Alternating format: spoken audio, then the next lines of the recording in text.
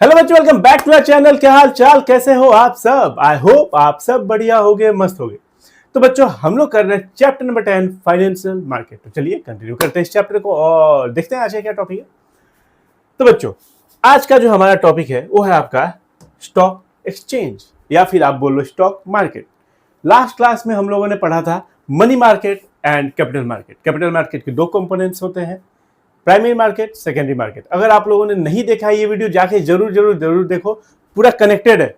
Okay, एक दूसरे से टॉपिक पूरा लिंक है। तो देखो, थोड़ा सा 2 मिनट मुझे टाइम दो, मैं थोड़ा पीछे का समझा देता हूं आपको। हम लोगों ने पढ़ा money market, capital market. Okay, money market हम लोगों ने कंप्लीट कर लिया, आप लास्ट वीडियो जाके देख लो। अब आते हैं कैपिटल मार्केट पे। कैपिटल मार्केट के दो कंपोनेंट्स होते हैं, primary market, secondary market. Secondary market को ही कहा जाता है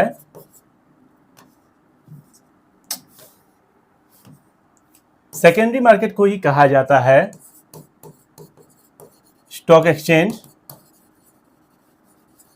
और स्टॉक मार्केट। सेकेंडरी मार्केट को ही कहा जाता है स्टॉक एक्सचेंज और स्टॉक मार्केट। जब पहली बार कंपनी सिक्योरिटी सेल करती है वो होता है प्राइमरी मार्केट, जिसे हम कहते हैं न्यू इशू मार्केट। सही है, हम लोगों ने पढ़ लिया ये। अब मान लो पहली बार तो कंपनी ने जो सिक्योरिटी सेल किया, कंपनी ने पहली बार इन्वेस्टर को जो सेल किया खुद से, वो होता है न्यू इशू मार्केट और प्राइमरी मार्केट। अब मान लो सिक्योरिटीज मार्केट में आ चुकी है। अब मान लो कोई राहुल नाम का खरीदा, राहुल नाम का एक बंदे ने, मान लो क्या कोई भी ले लो, एचडीएफसी के शेयर खरीदे, एचडीएफसी कंपनी के शेयर खरीदे। अब ये राहुल मान लो रोहन नाम के इन्वेस्टर को बेच दिया। अब ये खरीदा पहले से जो एग्जिस्टिंग सिक्योरिटी। ओके, ये अब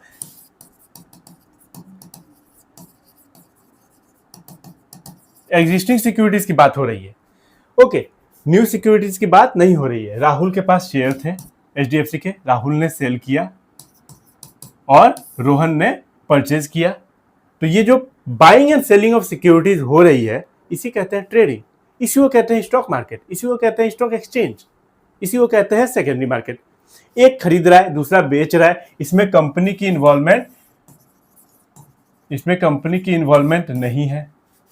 ओके, इसमें कंपनी की इन्वॉल्वमेंट नहीं है। एक के पास सिक्योरिटीज है, उसने खरीदा था मान लो 1000 रुपया में, अब ये 1000 का 1200 हो गया, ये बेच रहा है, दूसरा खरीद रहा है। एक इन्वेस्टर बेच रहा है, दूसरा खरीद रहा है। तो ये कहलाता है trading. Buying and selling of securities is known as trading, it is known as stock market, stock exchange. चलिए, कॉन्सेप्ट आपको समझ में आ गया होगा। अब आते हैं डेफिनेशन पे। यहां देखो, पहले बाद में ये पढ़ेंगे। Stock exchange is an institution which provide a platform for buying and selling of existing securities. Okay, ये वर्ड एग्जिस्टिंग वर्ड आपको लिखना होगा एग्जाम में। तो सॉरी, देखिए हमारे यहां इंडिया में दो stock exchange, famous stock exchange है, दो प्राइमरी स्टॉक एक्सचेंज है, जिसे हम कहते हैं Bombay stock exchange and national stock exchange. यहां कंपनी अपनी शेयर लिस्टिंग कराती है। ओके, यही दो संभाल के रखा हुआ है पूरा। वैसे तो हमारे यहाँ 23 स्टॉक एक्सचेंज है। ओके, 23 स्टॉक एक्सचेंज है इंडिया में, बट मेनली ये दोनों है। ओके, तो अब आते हैं यहाँ पे। According to securities contract regulation act 1956, stock exchange refers to an institution or body of individual. एक इंस्टीट्यूशन है ये दोनों। ओके, और बॉडी ऑफ इंडिविजुअल बहुत सारे लोग हैं, ये सब बहुत सारे लोगों के ग्रुप है। इनकॉर्पोरेटेड और नॉट, चाहे वो लीगली फॉर्म हुई हो या ना हुई हो कंपनी की जैसे, which is constituted for the purpose of assisting, regulating and controlling the business of buying and selling of dealing in securities.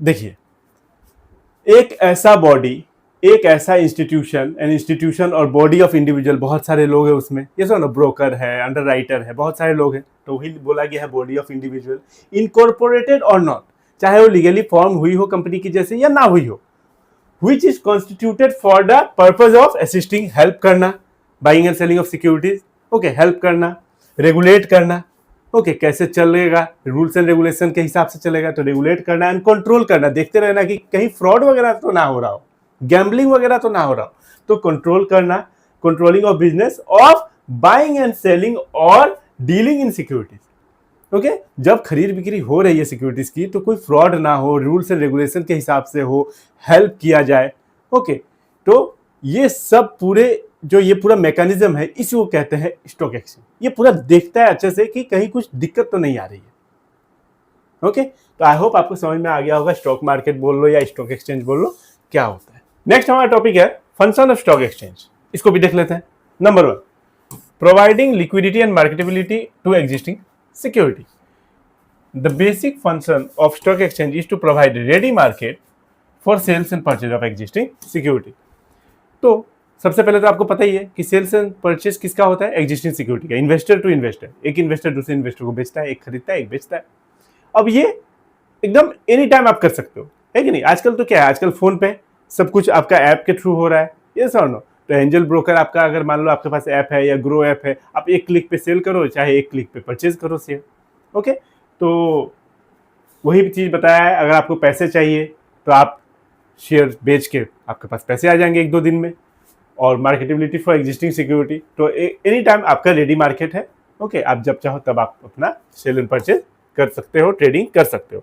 The presence of ready market provide liquidity and easy marketability, easy है ना, सब कुछ तो phone पे है, paper work तो खत्म ही हो चुका है, ओके। पहले जाके खरीदना पड़ता था, पहले टोकन आता था, तो पहले का बात अब छोड़ो, अभी क्या है, हर चीज़ मोबाइल पे एक क्लिक के द्वारा बैठे बैठे घर पे, चाहे बस पे चाहे प्लेन में आप कर सकते हो। और लिक्विडिटी है क्योंकि आप जब चाहो तब अपने शेयर को कैश में बदल सकते हो, okay. As investment can be converted into cash and as and when required. चलिए आगे बढ़ते हैं। Pricing of security, stock market helps to determine price of the security by force of demand and supply. ये चीज़ हम लोगों ने last video में भी पढ़ा था कि जैसे मान लो एक सिक्योरिटी का प्राइस कैसे सेट होता है, ओके। जैसे मान लो, कहाँ पे दिखाऊं,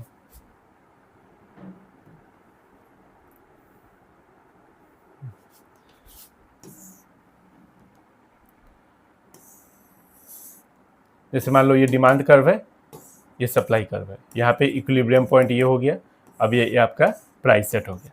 अब मान लो डिमांड इंक्रीज हो गई तो राइटवर्ड शिफ्ट होगा, और जब राइटवर्ड शिफ्ट होगा तो ये इक्विलिब्रियम पॉइंट बन जाएगा E1, और ये आपका आ जाएगा P1, और ये आपका आ जाएगा P1, तो ये अपवर्ड हो गया, तो यहाँ पे प्राइस क्या हुआ, इंक्रीज हो गया। तो demand increase means price increase, ये तो आपको कॉन्सेप्ट पता ही है, हम लोगों ने इकोनॉमिक्स में पढ़ाई है। तो demand and force, bye the force of demand and supply security price का, ठीक है, सिक्योरिटीज का प्राइस डिसाइड होता है। तो वही चीज़ है कि pricing of security, stock exchange help to determine price of the security by the force of demand and supply. It makes a continuous valuation of securities and quote price of the various security. तो continuous evaluation होता रहता है, देखा जाता है कि क्या demand, इस सिक्योरिटी का डिमांड, शेयर का डिमांड बढ़ रहा है या घट रहा है, ओके, उस हिसाब से प्राइस डिसाइड हो जाता है। It enable the investor to know present worth of their investment, तो इससे पता चल जाता है इन्वेस्टर को कि आज का मेरा क्या होने वाला है, आज मतलब घटने वाला है प्राइस या बढ़ने वाला है। बढ़ने वाला है तो होल्ड कर लो, घटने वाला है तो आप सेल कर दो, ओके। चलिए next, safety of transaction. Safety है, ऐसा कोई फ्रॉड वगैरह तो है नहीं, सारा चीज़ अकॉर्डिंग टू द सेबी के रूल्स एंड रेगुलेशन, जो उसकी गाइडलाइन है उस हिसाब से होता है, जो हम लोग आगे पढ़ेंगे सेबी के बारे में अच्छे से डिटेल में। The membership of stock exchange is well regulated and its dealing are well defined according to the existing legal framework. तो लीगल जो फ्रेमवर्क है, जो रूल्स एंड रेगुलेशन है, जो गाइडलाइन है, ओके, उस हिसाब से काम होता है। और जो भी ब्रोकर होते हैं वो लिस्टेड, मतलब वो क्या बोलते हैं, सिक्योरिटी एक्सचेंज के रजिस्टर्ड ब्रोकर होते हैं, ओके।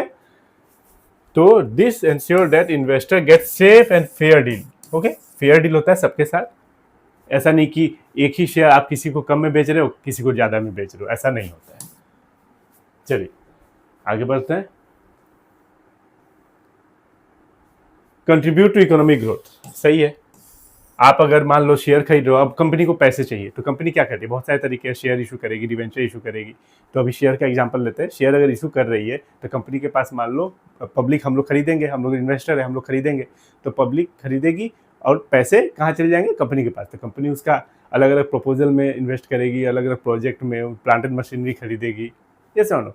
तो उससे इकोनॉमी का ग्रोथ होगा, कैपिटल फॉर्मेशन होगा। और अगर मान लो आपके भी पैसे पड़े हुए हैं और कुछ स्टॉक मार्केट में भी है, तो आपको लगता है कि आप उसको सेल करना चाहते हो कुछ स्टॉक को, कि प्राइस गिरने वाला है मान लो आने वाले समय में, तो आप उसको सेल करके कुछ ऐसी जगह इन्वेस्ट कर सकते हो जहाँ पे आपका प्रॉफिट ज़्यादा आ जाए। ओके, तो आप एक डिस इन्वेस्ट करके री इन्वेस्ट कर सकते हो। तो ये सब चीज़ इसमें आएगा। देखो, देख लेते हैं। Stock exchange provide platform on which existing securities are purchase and sold through the process of disinvestment and reinvestment. Saving gets channelize into the most productive investment avenues. तो अगर आपको डिसइन्वेस्ट करना है और उस पैसे को फिर री इन्वेस्ट करना है कहीं अच्छे जगह और, तो आप कर सकते हो। This leads to capital formation and economic growth. तो इससे क्या है, कैपिटल भी फॉर्म होगा, इकोनॉमिक भी ग्रोथ होगी अपनी। आगे बढ़ते हैं। स्प्रेडिंग ऑफ, एकदम सिंपल तरीके से लिखा हुआ है, सिंपल तरीके से मैं भी बता रहा हूँ। ओके, कोई भी चीज को कॉम्प्लेक्स नहीं बनाना है। कॉम्प्लेक्स बनाओगे कॉम्प्लेक्स बनता चला जाएगा, सिंपल रखोगे सिंपल होता चला जाएगा।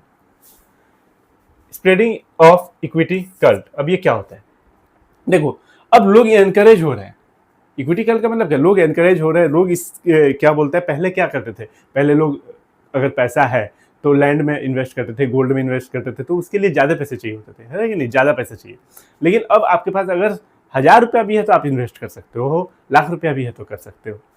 ओके, तो इसके लिए आपको ज़्यादा पैसे की जरूरत नहीं है, ज़्यादा पैसे की जरूरत नहीं है। तो stock exchange play crucial role in ensuring wider share ownership by regulating new issue. Okay, आप एनकरेज हो रहे हैं, लोग शेयर के प्रति, लोग खरीदना चाह रहे हैं, लोग इसमें शेयर क्या बोलते हैं, स्टॉक मार्केट में आना चाह रहे हैं। ओके, फिर क्या बोला जाता है, बेटर ट्रेडिंग प्रैक्टिस हो रही है। आप अगर जितना ज़्यादा आप इसको क्या बोले ट्रेडिंग करोगे, buying and selling of securities are called trading, तो जितना ज़्यादा आप ट्रेडिंग करोगे उतना ज़्यादा आपका प्रैक्टिस होगा। Okay, taking effective steps in educating public, इसके बहुत सारे सेमिनार वगैरह भी हो रहे हैं। आप यूट्यूब पे भी आजकल पढ़ाया जाता है ट्रेडिंग के बारे में, आप यहाँ भी पढ़ रहे हो, समझो ना। तो इसलिए क्या है, इसी का मतलब है एनकरेज करना, मतलब आप इक्विटी कल का मतलब समझ लो, लोग अब क्या है, जो पब्लिक है वो एनकरेज हो रहे हैं, एनकरेज हो रहे हैं कि चलो स्टॉक एक्सचेंज में पैसा लगाया जाए। ये भी एक अच्छा जरिया है हमें पैसा कमाने का, क्योंकि अगर मान लो पैसे पड़े हुए हैं, आप लगा दिए, तो आपका फ्यूचर में आपको एक तो आपको डिविडेंड मिलेगा ही। ओके, तो जैसे जैसे कंपनी ग्रो करेगी आप भी ग्रो करोगे, because equity share holders are the owner of the company, आप भी जानते हो। प्रोवाइडिंग स्कोप ऑफ स्पेकुलेशन, अब स्पेकुलेशन का मतलब क्या है, इतना भारी भरकम वर्ड। स्पेकुलेशन का मतलब होता है सट्टेबाजी। अगर आप मान लो एक शेयर है, जिसका एक शेयर है, 1 शेयर, ओके, जिसका दाम है 100 रुपया, अब वो 100 रुपया का शेयर 500 हो जाए या फिर 600 हो जाए, 1000 हो जाए। ओके, ये जल्दी होता भी नहीं है। ओके, आपको रुकना होगा, 5 साल, 10 साल, 20 साल भी लग सकते हैं। ओके, मैं एक शेयर का दाम बता रहा हूँ, तो ये फायदा है।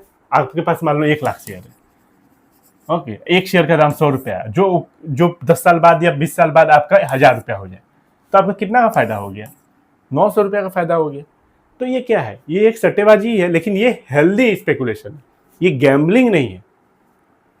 तो stock exchange provide sufficient scope with in the provision of law of for speculative activity in restricted and controlled manner. हाँ, ये रेस्ट्रिक्ट मतलब फ्रॉड नहीं होता है, कंट्रोल्ड मैनर में होता है, रूल्स एंड रेगुलेशन, क्योंकि एक बॉडी है ऑथराइज्ड जो सेबी कहलाती है और वो नजर रखती है सब पे कि फ्रॉड वगैरह ना हो। It is generally accepted that certain degree of healthy speculation is needed to ensure liquidity and price continuity in the stock market. तो एक healthy speculation जरूरी होता है हमारे ग्रोथ के लिए भी और स्टॉक मार्केट के लिए भी। चलिए आगे बढ़ते हैं। तो ये तो हो गया, आई होप आपको समझ में आ गया होगा और आपने स्क्रीनशॉट भी ले लिया होगा। जैसे ही मैं यहाँ साइड होता हूँ, आप चांस लेके स्क्रीनशॉट ले लिया करो। ओके,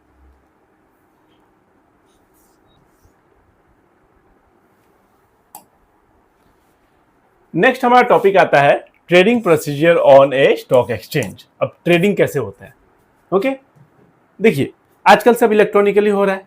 सब एक क्लिक में काम हो जाता है। आपके पास एक बैंक अकाउंट होना चाहिए, आपने मोबाइल प्ले स्टोर से आपने एक ब्रोकर जो होता है ऑनलाइन ब्रोकर जिसे कहते हैं एंजल वन, मान लो एंजल ब्रोकर या फिर ग्रो ऐप है, ओके, आपने इंस्टॉल किया, उसमें डीमेट अकाउंट ओपन किया, सारी डिटेल पैन कार्ड वगैरह का डिटेल, आपका बैंक अकाउंट डिटेल सारे भर दिए उसमें, ओके, अब आप रेडी हो ट्रेडिंग करने के लिए, ठीक है।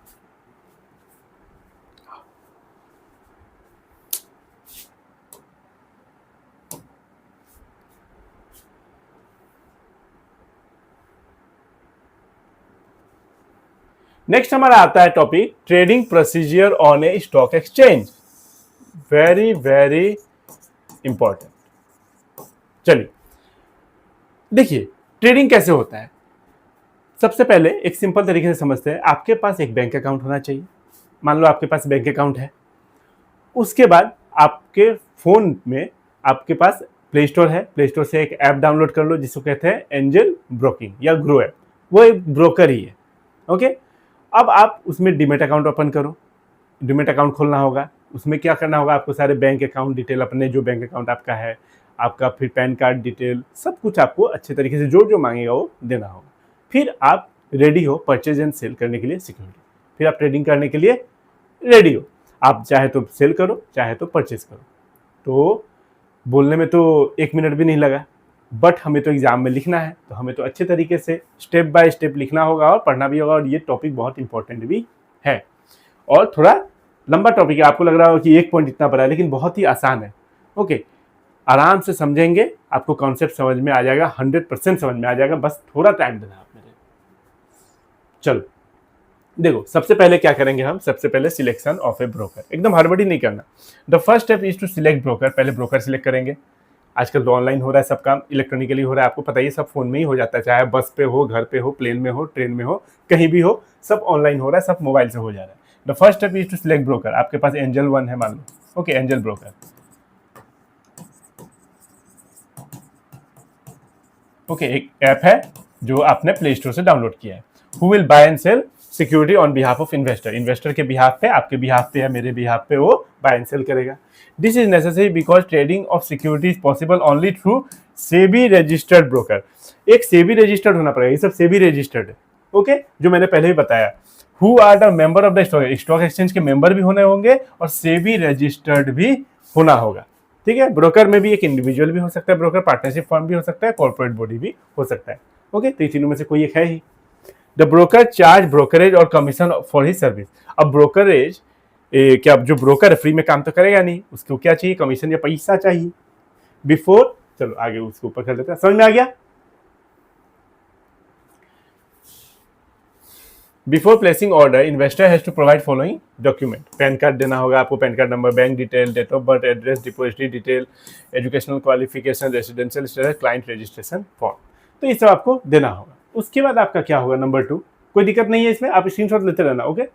नंबर 2 क्या है, ओपनिंग डीमेट अकाउंट। फिर आपको एक डीमेट अकाउंट खोल लेना होगा। The securities are held in the electronic form by the depository. अब आपको 2-3 चीज समझ में नहीं आएंगे, ओके, अब मैं अलग से समझाता हूँ उसको, ओके, थोड़ा पढ़ लेते हैं। So the next step is to open demat account. अब आपको डीमेट अकाउंट खोलना होगा। डीमेट अकाउंट मतलब डीमेटेरियलाइज्ड अकाउंट। आजकल मटेरियल तो खत्म ही हो गया, पेपर ऊपर वर्क तो खत्म ही हो गया, सब ऑनलाइन हो रहा है। तो demat account refers to account which is an Indian citizen must open with the depository participant, okay, to trade listed security in electronic form. जैसे ब्रोकर हो गया, हमारे पास ब्रोकर है, बैंक तो है ही, तो एक ब्रोकर ले लिए, एंजल ब्रोकिंग समझ लो या Groww app. This securities are held in electronic form by the depository.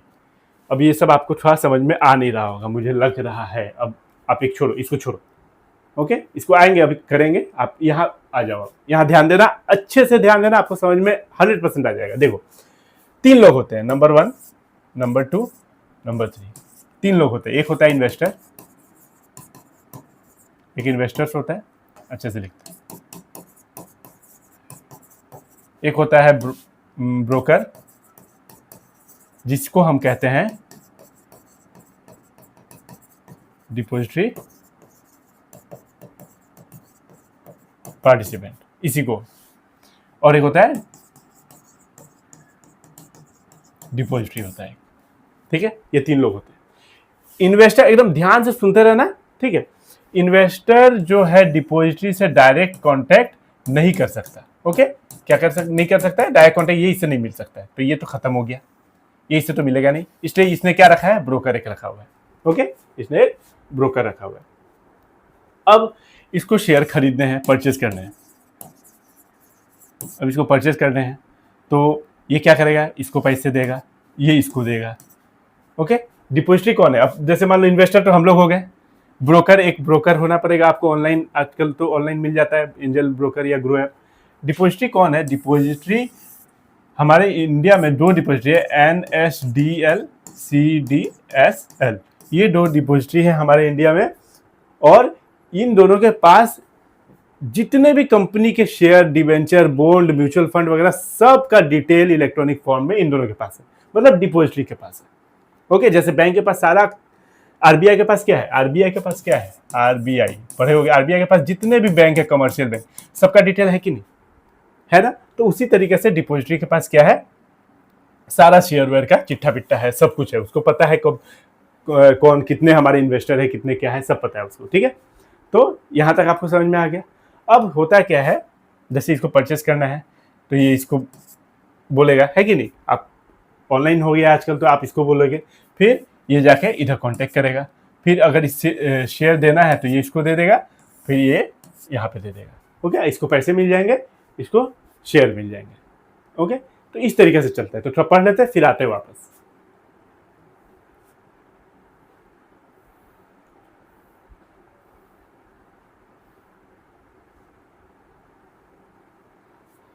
Depository, अब यहाँ से आता है, the depository participant maintain security account balance and intimate the account status to investor from time to time. तो time to time बताते रहता है किसका क्या स्टेटस है, कौन से शेयर का कितना बढ़ रहा है, घट रहा है, हर सारा डिटेल उसको पता है।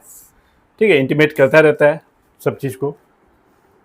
Depository in is an institution और organisation which hold security in electronic form, जो मैंने अभी बताया, in which trading is done. At present there are 2 depository in India, NSDL और CDSL। तो इसका full form national security depository limited और central depository service limited. Okay, तो यहां तक तो कोई दिक्कत है नहीं।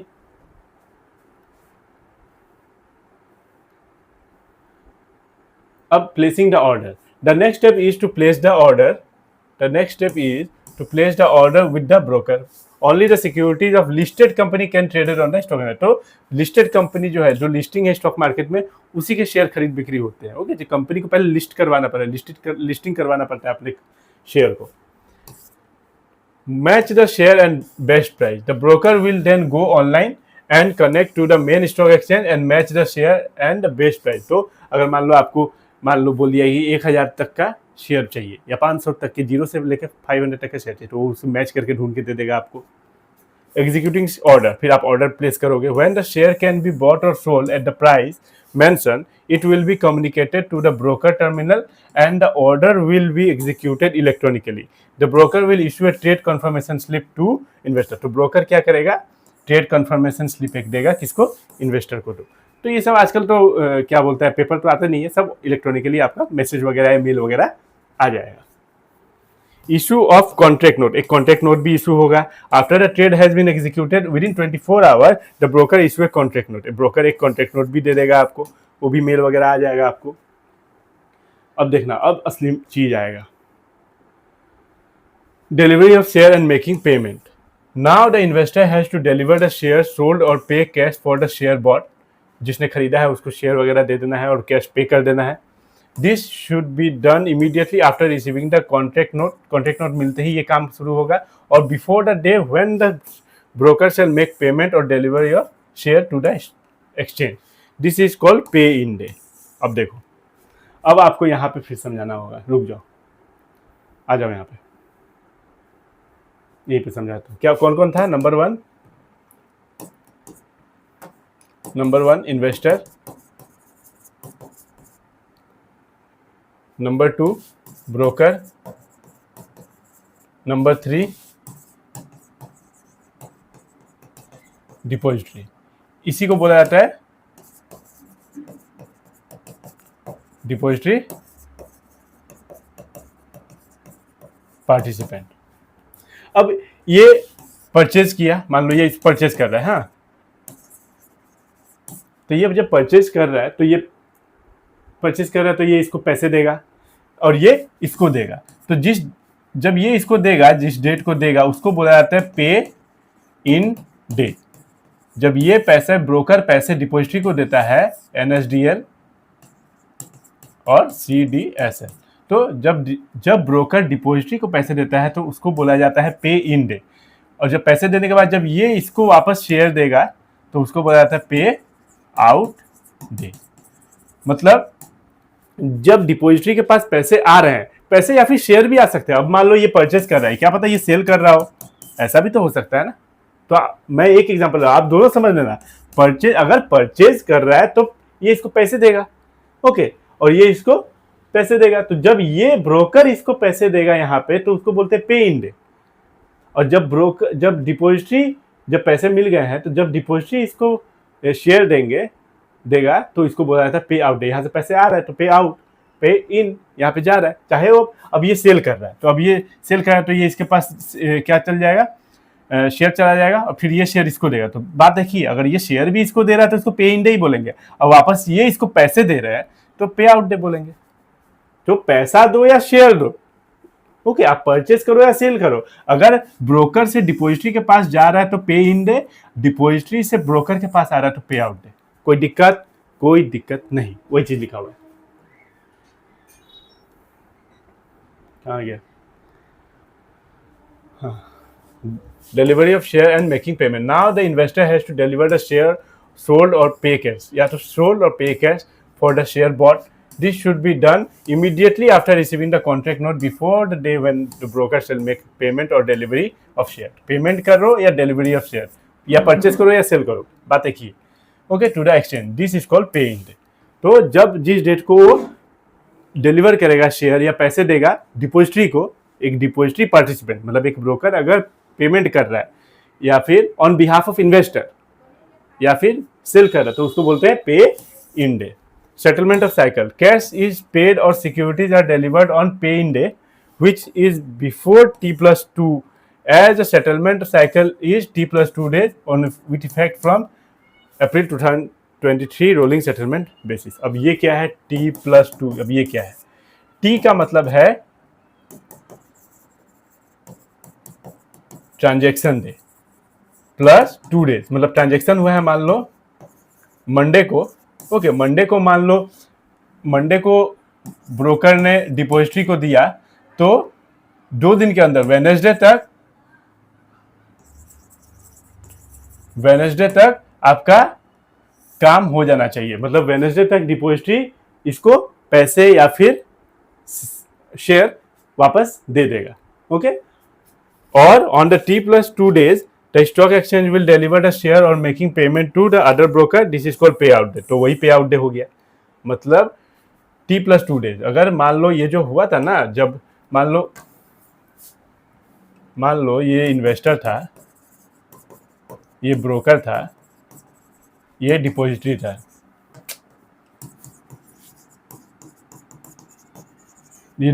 जब ये इसको दिया था, मान लो ये परचेज कर रहा है, तो अगर परचेज कर रहा है शेयर, तो ये इसको शेयर दिया था तो ये इसको परचेज कर, तो ये इसको पैसे दिए थे तो ये वापस देगा ना, शेयर देगा। ये पैसे दिए थे तो ये उसको शेयर देगा। तो ये शेयर कितने दिन में दे देना होगा? T+2 डेज में। इसने पैसे दिए और तो वो कहलाया क्या? पे आउट डे, ओके, पे इन डे। हाँ,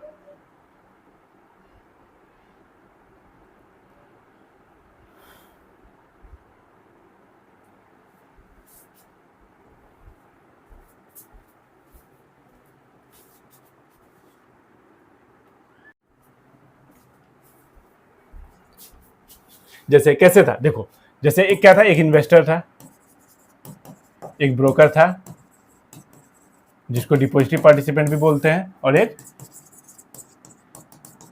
डिपॉजिटरी। अब ये क्या कर रहा है, हम लोगों ने एग्जांपल लिया था, ये परचेज कर रहा है। अब परचेज कर रहा है तो ये पैसा इसको देगा कैश, ये इसको देगा। तो जब ये इसको दिया तो पे इन डे, ओके, और जब ये इसको देगा तो पे आउट डे। और ये कब होगा?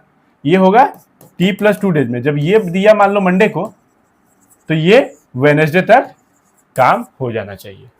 ओके, ये मंडे को क्या कर रहा है, तो ये वेडनेसडे तक काम हो जाएगा। जब इसके पास आ जाएगा तो विद इन 24 आवर इसके पास काम हो जाएगा। आपको इन्वेस्टर को ये दे देगा शेयर। क्या दे देगा? शेयर। परचेस कर रहा है तो शेयर दे देगा विद इन 24 आवर। तो वही चीज है, on the T+2 days the stock exchange will deliver the share or make payment to other broker, this is called payout day। payout day हो गया, ठीक है। स्टॉक एक्सचेंज आप डिपॉजिटरी बोल लो या इसी को स्टॉक एक्सचेंज बोल लो, एक ही बात है, ठीक है। अब आगे बढ़ते हैं, आई होप आपको समझ में आ गया होगा। The broker has to make payment to investor within 24 hour, देखो, of the pay out day. Pay out day से 24 आवर के अंदर पेमेंट कर देना होगा उसको, since he has already receive payment from the exchange, क्योंकि इसको तो मिल चुका है एक्सचेंज से पैसा ब्रोकर को, तो 24 घंटा में पेमेंट करो। The broker can make delivery of share in demat form directly to the investor in demat account. तो ये तो सिंपल सा है। तो आई होप आपको समझ में आ गया होगा। जब 3 लोग हैं, इन्वेस्टर, ब्रोकर, डिपॉजिटरी, जब इन्वेस्टर पैसे मान लो खरीद रहा है, तो जब इन्वेस्टर खरीद रहा है तो वो पैसे देगा ब्रोकर को और ब्रोकर देगा डिपॉजिटरी को। ओके, तो जब ब्रोकर देगा डिपॉजिटरी को तो पे इन डे, उसके बाद जब डिपॉजिटरी का समय आएगा शेयर देने का, तो वो शेयर देगा जब ब्रोकर को T+2 डेज में। मान लो मंडे को इसने ऑर्डर प्लेस किया और उधर से वेडनेसडे को आ रहा है शेयर, तो वो हो गया पे आउट डे। और जब ब्रोकर के पास आ जाएगा शेयर तो वो 24 घंटा में इन्वेस्टर को दे देगा। तो ये काम इतना फास्ट होता है, पता भी नहीं चलता है। ओके, तो आई होप आपको समझ में आ गया होगा।